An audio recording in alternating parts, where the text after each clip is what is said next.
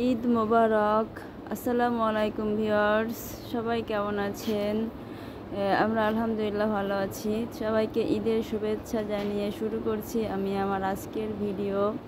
তো কোরবানিতে আমরা কিন্তু সবাই খুলনা চলে এসেছি প্রিন্সের মামার বাসায়।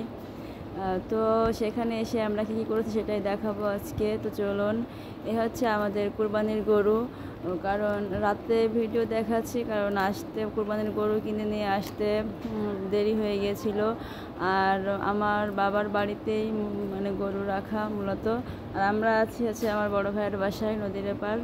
তো সেখান থেকে সবাই মানে বাচ্চারা, প্রিন্স, তারপরে তানহা, নুসরাত, শাহিমা সবাই মানে যখন শুনছে যে বাসায় গরু নিয়ে আসছে তখন থেকেই মানে ওদের মাথা নষ্ট হয়ে গেছে যে গরু দেখতে যাব। তো ওদেরকে নিয়ে সেই রাতেই চলে এসেছি বাসায় গরু দেখার জন্য। মাশাআল্লাহ খুবই সুন্দর আমাদের গরুটা। আর প্রিন্স বলেছিল মামা রেড কালার গরু নিয়ে আসবা। তো মোটামুটি সব কিছুই মিলে গেছে, খুব হ্যাপি প্রিন্স, বাচ্চারা সবাই মানে খুব হ্যাপি ওদের গরু দেখতে পেয়ে। তো আপনাদের কাছে কেমন লেগেছে গরুটা অবশ্যই কমেন্টে জানাবেন।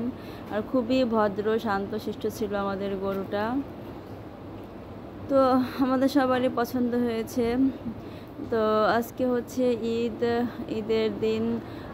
আমরা চলে যাচ্ছি আমাদের বাসায়, যেহেতু বাসায় কুরবানি দেওয়া হবে।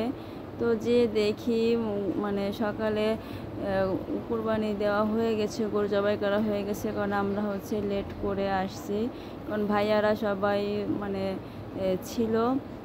আমরা মানে বাচ্চাদের নিয়ে আসতে লেট করে আসছি এখানে। তো মোটামুটি কাটছে সবাই, বড় ভাইয়া, ছোট ভাইয়া, মেঝে ভাইয়া সবাই মিলে। তারপরে হচ্ছে আরও কিছু মানে লোক রাখা হয়েছিল গরুর মাংস মানে এগুলো কাটার জন্য। তো ছোট ভাইয়া আর শান্ত মানে আমার মেঝে ভাইয়া, ছোট মেয়ে, ওরা হচ্ছে ওই বাহিরে ওই যে ভুঁড়ি পরিষ্কার করছে। আর এদিকে বড় ভাইয়া, মেঝে ভাইয়া, তারপরে আরও কিছু মানুষ আছে, ওরা হচ্ছে মাংস কাটাকাটি করছে। তো ভীষণ ভীষণ ভালো লাগছে আসলে। আমি আমার বিয়ের 12 বছর পরে হচ্ছে বাবার বাড়িতে এই কোরবানির ঈদেই প্রথম আসলাম। আর প্রিন্সও খুব এক্সাইটেড, ও কখনো এরকম সিন দেখে নাই। তো আজকে অনেক খুশি। আর এইদিকে হচ্ছে মাথাটা মানে চামড়া কাটা হচ্ছে। তো হচ্ছে ঈদের দিন ওই কুরবানির মাংস দিয়ে রান্না করা হয়েছে। তো আমি বড় ভাবিকে বললাম যে খুব অল্প কিছু রান্না করবেন, কারণ কুরবানির দিন এমনিতেই কিছুই খাওয়া হয় না। তো শুধু আমি মাংস আর ডিম রান্না করতে বলেছিলাম। আর পাশের গেস্ট ছিল একজন বাসার। তো সবাই মোটামুটি খেতে বসেছে। নুসরাতকে শামিমা খাওয়াই দিচ্ছে।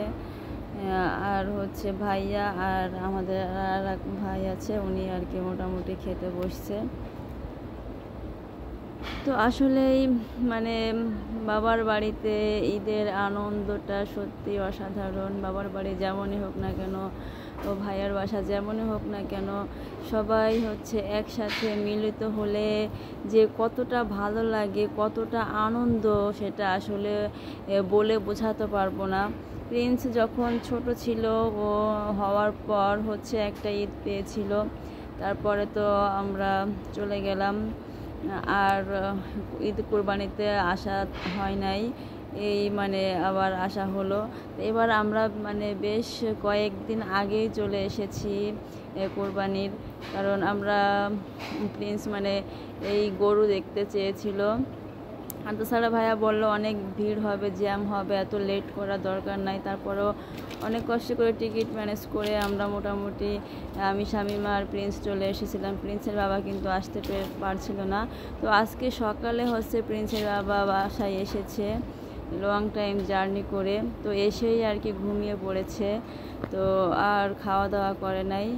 এইদিকে হচ্ছে অনেকবার ডাকা হয়ে গেছে, বাট ওর ঘুম মানে কমপ্লিট না হওয়া পর্যন্ত আর মানে উঠতে চায় না। তো যাই হোক, আমরা সবাই খেতে বসে গেছি।